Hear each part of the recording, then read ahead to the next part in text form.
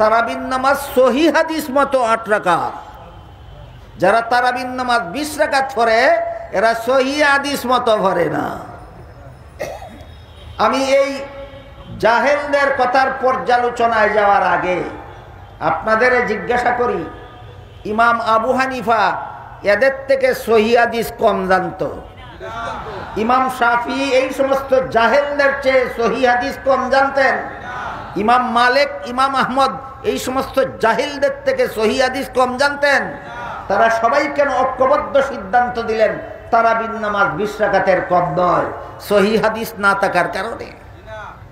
তখন যদি কেউ এদেরকে সাহস করে প্রশ্ন করে বসে, কোন সহি হাদিসে আছে তারাবির নামাজ 8 রাকাত দেখাও, প্রশ্ন করতে হলে একটু সাহস করে করতে হয়। কারণ সে যদি যে কোনো একটা দেখাইয়া দেয়, সহি হাদিস দেখাইলো না ভুল হাদিস দেখাইলো, বুঝার যোগ্যতা তো থাকতে হবে।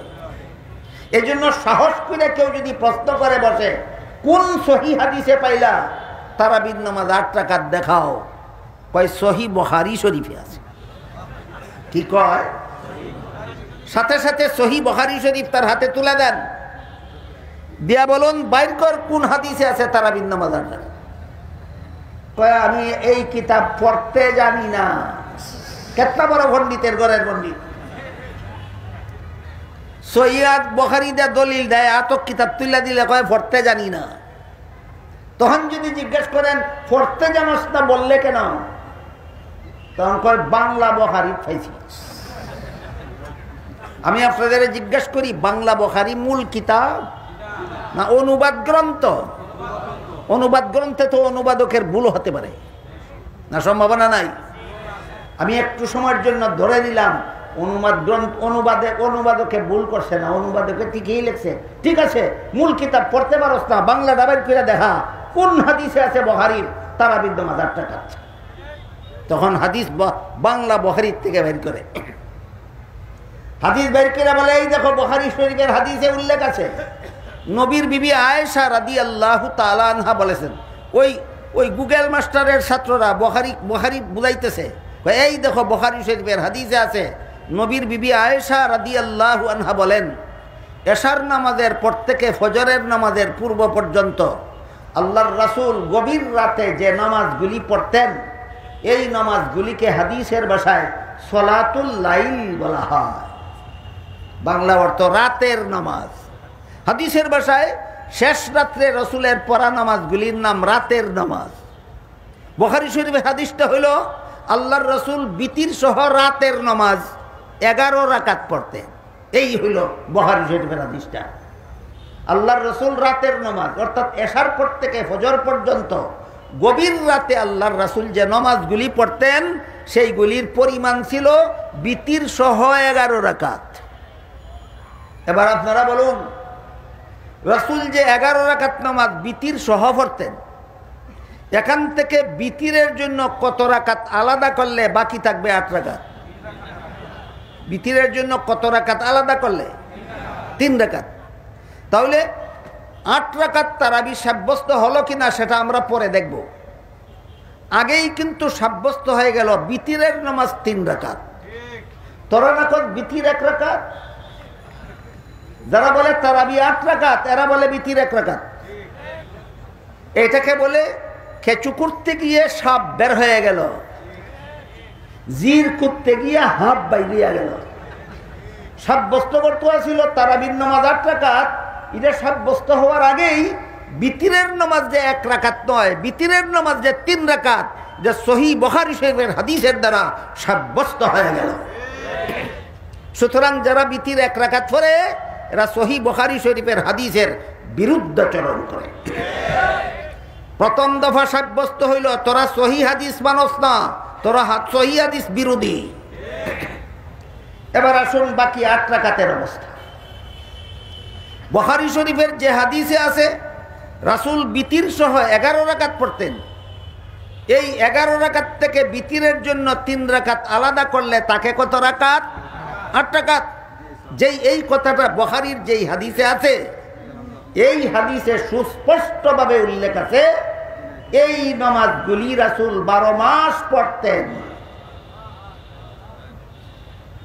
এশার পর থেকে ফজরের পূর্ব পর্যন্ত রাতের নামাজগুলি রাসূল 8 রাকাত পড়তেন 12 মাস।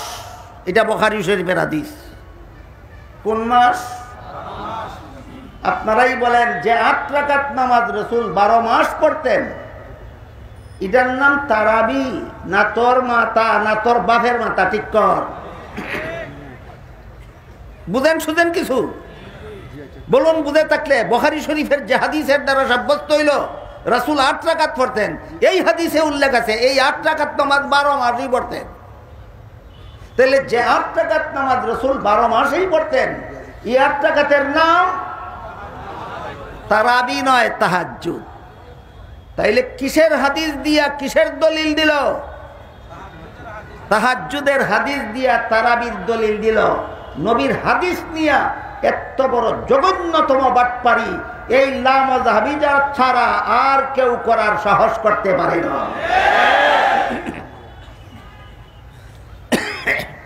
বুঝে থাকলে বলুন, সত্যই এরা সহিহ হাদিস মতো আমল করে না সহিহ হাদিস নিয়ে বাটপারি করে? সহিহ হাদিস মতো আমল করে না, সহিহ হাদিস নিয়ে বাটপারি করে। নাম ধারণ করেছে আহলে হাদিস। কি নাম ধারণ করেছে? আহলে হাদিস। আমার বইয়ে লেখা আছে, ড্রাইভারের কাছে পাবেন আমার গাড়িতে। আহলে হাদিস কথার 2 অর্থ আছে, একটা ভ্রান্ত অর্থ আর একটা শুদ্ধ অর্থ। আহলে হাদিস কথার ভ্রান্ত অর্থে লামাযহাবিরা ব্যবহার করে। আহলে হাদিস কথার ভ্রান্ত অর্থ হইল আমরা হাদিসে যা আছে তা আমল করি, আবু হানিফা যা কয় তা আমল করি না, ইমাম শাফিঈ যা কয় তা মানি না, কোরআনে আর হাদিসে যা কয় তা মানি। এই কথাগুলি শুনতে বড় শ্রুতি মধুর, শুনতে বড় চমৎকার, কিন্তু এটাকে বাংলায় বলে কথা সত্য মতলব খারাপ। কথা সত্য মতলব খারাপ। কোরআন হাদিসে যা আছে তা মানো, আবু হানিফা যা কয় তা মানো না, শাফি যা কয় তা মানো না। তাহলে শোনো, কোরআনের একটা কথা শোনাই, হাদিসের একটা কথা শোনাই, এর ফলে দেখবো আবু হানিফা কি কয় আর শাফি কি কয় আর তোরা কি মানস। পবিত্র কোরআনের এক আয়াতে আল্লাহ বলেন, ওয়াল মুতাল্লাকাতু ইয়াতারাব্বাসনা বিআনফুসিহিন্না সালাসাতা কুরু। এর অর্থ হলো আল্লাহ বলেন তালাকপ্রাপ্তা নারীরা একটা নির্ধারিত সময় অপেক্ষা করে ভিন্ন স্বামী গ্রহণ করবে। তালাক পাওয়ার সাথে সাথেই না একটা সময় অপেক্ষা করে। এই সময়ের বিবরণ দিতে গিয়ে আল্লাহ বলেন সালাসাতা কুরু, 3 কুরু সময়। এই কুরু শব্দটা কোরআনের ভাষা। 3 কুরু সময় অপেক্ষা করে তালাকপ্রাপ্তা নারী ভিন্ন স্বামী গ্রহণ করবে। কুরু শব্দের আবিধানিক অর্থ আছে 2টা। কুরু শব্দের আবিধানিক অর্থ, এতেও তেমন একটা অসুবিধা ছিল না, কিন্তু বড় অসুবিধা দাঁড়াইছে। কুরু শব্দের যে 2টা অর্থ আছে, এই 2টা অর্থ পরস্পর বিরোধী। একটা মানলে আরেকটা মানার উপায় নাই, আরেকটা মানলে আরেকটা মানার উপায় নাই। কুরু শব্দের এক অর্থ হলো মহিলাদের মাসিক ঋতুস্রাব বন্ধ হওয়ার পর যে পবিত্র সময়টা থাকে, এটাকেও কোরআনের ভাষায় কুরু বলা হয়। আবার পবিত্রতা অতিবাহিত হওয়ার পর মহিলাদের যে নাপাক অবস্থা শুরু হয়, এইটাকেও কোরআনের ভাষায় কুরু বলা হয়। কুরু শব্দের এক অর্থ পবিত্র অবস্থা, কুরু শব্দের আরেক অর্থ অপবিত্র অবস্থা। তাহলে মহিলা কি 3 পবিত্রতা পার কইরা ভিন্ন স্বামী গ্রহণ করবে, না 3 অপবিত্রতা পার কইরা ভিন্ন স্বামী গ্রহণ করবে? এই ব্যাপারে কোরআনের ভাষা সুস্পষ্ট না অস্পষ্ট? এবার সমাধান কেমনে বের করতে হবে? ইজতিহাদ। ভুলে গেলেন? কেমনে বের করতে হবে? ইজতিহাদ। আমি আমার মাদ্রাসার ছাত্র ভাইদের জন্য বলি, তোমাদের অনেক দরকার, অনেক উপকার হবে। অন্য মানুষের এতটা দরকারও নাই, এত উপকারও হবে না। মাদ্রাসার ছাত্ররা কান পেতে শোনো, জীবন ভর মনে রেখো, 3 ক্ষেত্রে ইজতিহাদের মাধ্যমে সমাধান বের করতে হয়। কত ক্ষেত্রে? 1 নম্বর, যে আলোচনা কোরআন হাদিসে পাওয়া যায় না, এই ক্ষেত্রে ইজতিহাদের মাধ্যমে সমাধান বের করতে হয়। 2 নম্বর, কোরআন হাদিসে আলোচনা পাওয়া যায় কিন্তু অস্পষ্ট, সেক্ষেত্রেও ইজতিহাদের মাধ্যমে সুস্পষ্ট সমাধান বের করতে হয়।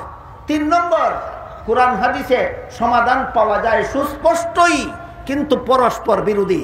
এক সমাধান এমনে আর এক সমাধান বিপরীতে, এমন ক্ষেত্রেও ইজতিহাদের মাধ্যমে সমাধান বের করতে হয়।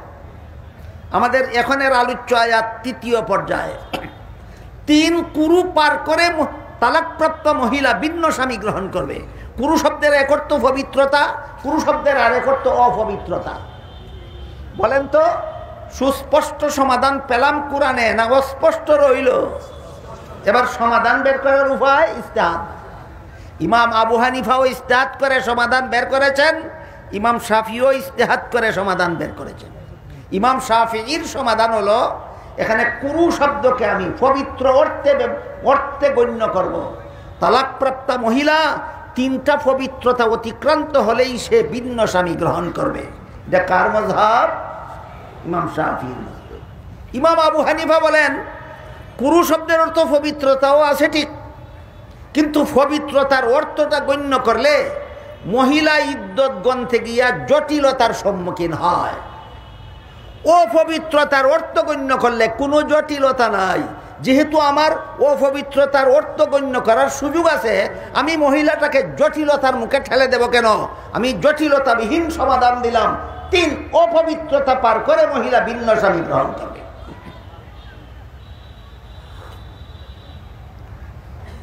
আমার কথা বুঝে থাকলে বলুন, ইমাম আবু হানিফার মাযহাব কোরআন বিরোধী না শাফিঈর মাযহাব কোরআন বিরোধী, না উভয়ের মাযহাব কোরআন ভিত্তিক?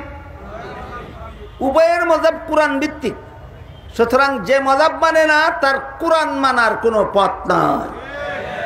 তুমি যদি হানাফি মাযহাবও মানো না, শাফিঈ মাযহাবও মানো না, তাইলে তোমার মা বোন স্বামীয়ে তালাক দিলে, তোমার বোনকে বগ্নিপতি তালাক দিলে 3 পবিত্রতা পার হলেও বিয়ে দিতে পারবে না, 3 অপবিত্রতা পার হলেও ভিন্ন স্বামীর কাছে বিয়ে দিতে পারবে না। কারণ 3 পবিত্রতা পার করে যদি বিয়া দাও তো শাফিঈ মাযহাব মতো বিয়া দিলে, আর 3 অপবিত্রতা পার করে যদি বিয়া দাও তাহলে হানাফি মাযহাব মতো বিয়া দিলে। তুমি যেহেতু হানাফি মাযহাবও মানো না, শাফিঈ মাযহাবও মানো না, তোর বোনকে তালাক দিলে জীবনে আর বিয়া দিতে পারতে না।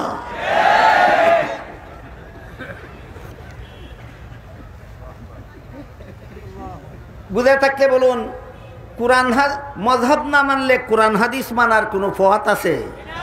মাযহাব শব্দের অর্থই পথ। পথ কিসের পথ? যে ব্যাপারে কোরআন হাদিসে সুস্পষ্ট সমাধান নাই, ওই ব্যাপারে সমাধান বের করার শরীয়ত সম্মত পথ, এই পথকে পরিভাষাগতভাবে মাযহাব বলা হয়।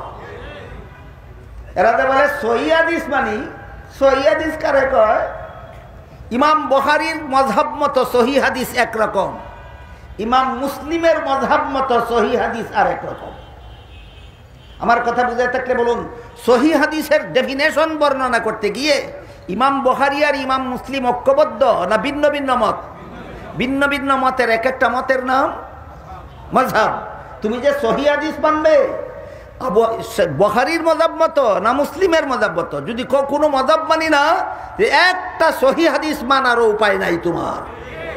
সহিহ হাদিস মানতে হলে আগে বলতে হবে আমি বুখারীর মাযহাব মতো সহিহ হাদিস মানি, আর না হয় বলতে হবে ইমাম মুসলিমের মাযহাব মতো সহিহ হাদিস মানি। যদি বলো হ্যাঁ বুখারীর মাযহাবও মানি না, মুসলিমের মাযহাবও মানি না, তোমার জন্য কিয়ামত পর্যন্ত কোনো সহিহ হাদিস মানার পথ নাই। সুতরাং যারা বলে আমরা আহলে হাদিস মানি, আমরা হাদিসে যা আছে তা মানি, কোরআনে যা আছে তা মানি, মাযহাব মানি না, এদের জন্য কোরআন মানারও কোনো পথ নাই, হাদিস মানারও কোনো পথ নাই।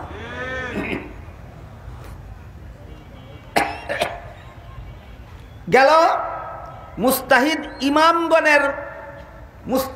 ইমামগণের ইজমা। প্রসঙ্গ ভুলে গেলেন? আল্লাহ যে বলেছেন আল্লাহর হুকুম মানো, এর মানে হলো ইসলামের যে বিধান আল্লাহর কোরআনে আছে সেই বিধান কোরআন থেকে গ্রহণ করো। তারপরে বলেছেন রাসূলের হুকুম মানো, ইমাম রাজি লেখেন এর তাফসীর হলো ইসলামের যে বিধান রাসূলের হাদিসে আছে সেই বিধান হাদিস থেকে গ্রহণ করো। এরপরে যে আল্লাহ বলেছেন ওয়া উলিল আমরি মিনকুম, তোমাদের হুকুমদাতাদের হুকুম মানো, তোমাদের সমাধানদাতাদের হুকুম মানো। এরা কারা? এরা ওই সমস্ত মুস্তাহিদ যারা ঐক্যবদ্ধ সমাধান দিয়েছেন, এদেরকে আল্লাহ কোরআনে উলুল আমর বলেছেন।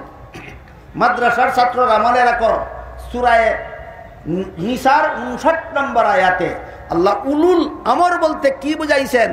ঐক্যবদ্ধ মুস্তাহিদদের বুঝাইছেন, যে সমস্ত মুস্তাহিদ ইজতিহাদের মাধ্যমে ঐক্যবদ্ধ সমাধান বের করে দিয়েছেন, এদেরকে সূরা নিসার 59 নম্বর আয়াতে আল্লাহ বলেছেন উলুল আমর, এরা তোমাদের সমাধানদাতা, এরা তোমাদের হুকুমদাতা, এরা যেই সমাধান বের করে দেয় সেই সমাধান মানো।